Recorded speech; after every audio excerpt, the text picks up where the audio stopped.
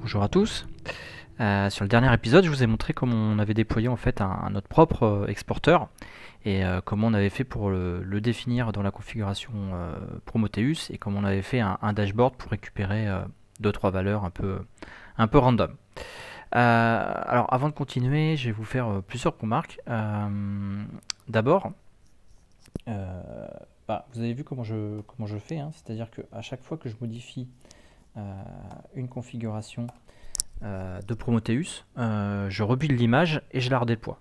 Donc ce principe-là, il est on va dire correct, mais pas forcément optimisé. D'autant plus que, imaginons qu'on soit plusieurs équipes à travailler sur la même stack de monitoring, ça peut être problématique de ne pas avoir quelque chose d'un peu plus souple. Donc ça, c'est une des choses qu'on va améliorer. Et puis la deuxième chose que je voulais vous parler, alors il y avait 2 points. D'abord, je reviens sur voilà, le schéma d'architecture. Donc vous avez vu, donc on a un Prometheus qui tourne dans la zone privée ici.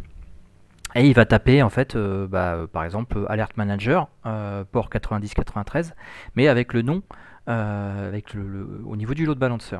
Donc en fait, le load balancer étant ici, ce qui se passe, c'est que il faut ouvrir un certain nombre de flux pour que ça fonctionne. Du coup, le service Prometheus, il est autorisé à taper le load balancer. Et ce qu'il faut voir, c'est que pour sortir, en fait, il va prendre l'adresse IP sortante de la NAT Gateway. D'accord. Donc, c'est ce que vous allez retrouver un petit peu dans les fichiers Security Group.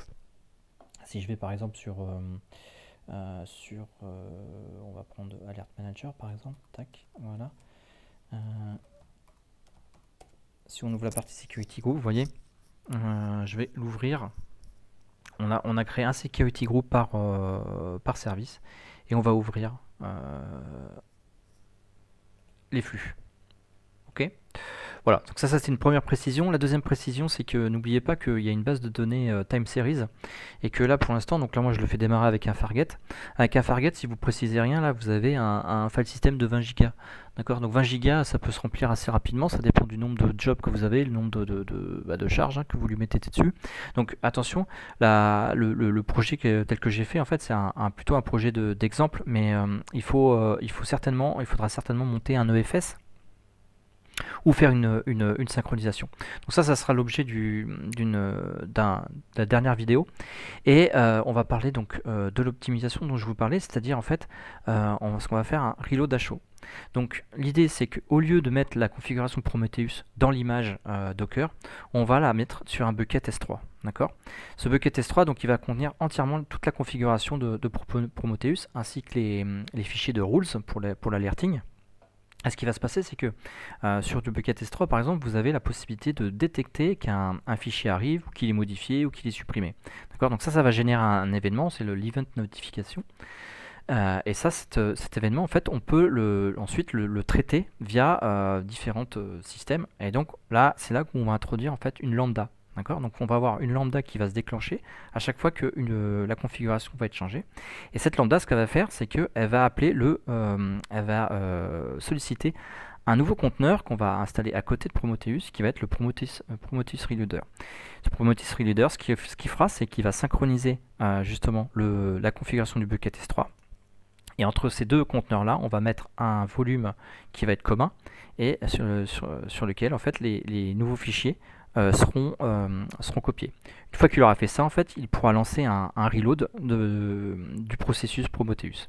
Ce qu'il faut voir, c'est que Prometheus, il est relativement intelligent, et s'il y a une erreur de configuration dans la partie reload, enfin dans les fichiers de conf, justement, il ne fera pas de reload, il restera dans l'état avant, afin qu'il n'y ait pas d'interruption de service. Voilà. Donc toute cette partie-là, c'est le dernier répertoire que je vous présente ici. Hop, client LS. Donc c'est le 0.21 Prometheus et le 0.20 S3 notification. Là, je les ai déployés, d'accord. Et du coup, voyons voir ce que ça donne. Donc configuration, tac, voilà. Donc on est revenu sur une configuration toute vide.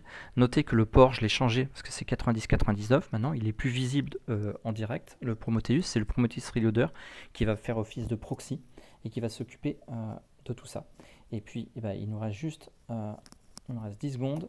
On va essayer de voir si ça fonctionne. Je vais synchroniser ma conf de Sandbox. Hop, donc ça, je suis en train de copier des fichiers de conf, des fichiers de règles là-dessus, sur le bucket S3.